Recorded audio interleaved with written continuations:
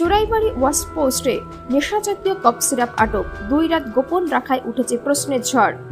অসমের শ্রীভূমি জেলার চোরাইবাড়ি ওয়াচপোস্টে আটক হওয়া নেশাজাতীয় কফ সিরাপ বোঝাই ট্রাক ঘিরে চাঞ্চল্য ছড়িয়েছে অসম ত্রিপুরা সীমান্তে। শুক্রবার রাতে আটক করা ট্রাকটি রবিবার সকালে সিজ দেখানো হয়।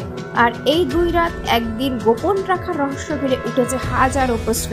সূত্র জানা গেছে, গত শুক্রবার রাত আনুমানিক 12:15টার সময় পশ্চিমবঙ্গ থেকে ত্রিপুরাগামী WB23D7176 নম্বরের একটি 12 চাকার লরি অসমের শ্রীভূমি জেলা চোরাইবাড়ি ওয়াচ পোস্টে পৌঁছলে কর্তব্যরত অসম পুলিশ গাড়িটি থামিয়ে তল্লাশি চালায়। প্রথমে ট্রাকটিতে পিচ বোঝাই বলে দাবি করা হলেও গভীরভাবে অনুসন্ধান চালিয়ে পিছনের ড্রামের আড়ালে মজুদ পাওয়া যায় বিপুল পরিমাণ ESKUF নামক নেশাজাতীয় কফ সিরাপ। অসম পুলিশ জানিয়েছে, মোট 144টি কার্টুন থেকে উদ্ধার হয়েছে প্রায় 21,600 বোতল কফ সিরাপ। প্রতিটি কার্টুনে ছিল 150টি করে বোতল।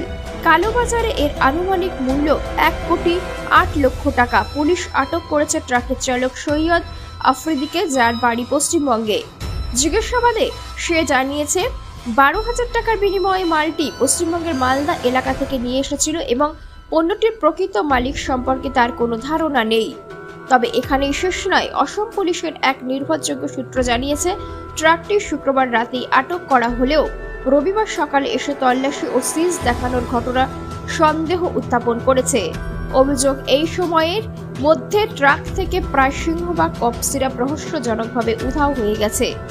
সূত্র জানিয়েছে, শুক্রবার রাতে অসম ত্রিপুরা সীমান্ত এলাকায় AS নম্বরের 2টি ওয়াগনার গাড়িকে সন্দেহজনকভাবে চক্কর কাটতে দেখা যায়। সূত্রের দাবি, ওই 2 রাতের মধ্যে ট্রাক থেকে উল্লেখযোগ্য পরিমাণ কফ সিরাপ সরিয়ে ফেলার পর বাকি অংশ পরিবারের সকলকে সিজ দেখানো হয়। ফলে প্রশ্ন উঠেছে, রক্ষকে যখন ভক্ষকের ভূমিকায় অবতীর্ণ হয়, তবে নেশা ব্যবসার বিস্তার রোধ হবে কিভাবে? অসম পুলিশের অভ্যন্তরে এই ঘটনাকে কেন্দ্র করে নাকি শুরু হয়েছে ঠান্ডা যুদ্ধ। এদিকে ঘটনায় মাদকদ্রব্য নিয়ন্ত্রণ আইনে মামলা দায়ের করে তদন্ত শুরু করেছে অসম পুলিশ।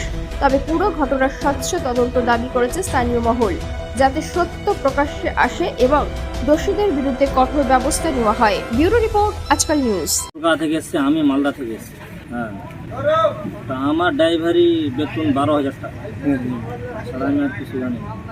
মালিকরা বলতে পারবে, মালিক বা যা ট্রান্সপোর্ট যারা লোড করিয়েছে ওরা বলতে পারবে। এটা আমার জানা নেই, স্যারেরা এখন বার করছে। ওর নাম সৈয়দ আফ্রিদি, মিরুল ইসলাম, থানা আমাদের কালিয়াচক। গ্রামের নাম? গ্রামের নাম লালুটলা। এখন আমি থাকি 17 মাইল, নতুন 17 মাইল।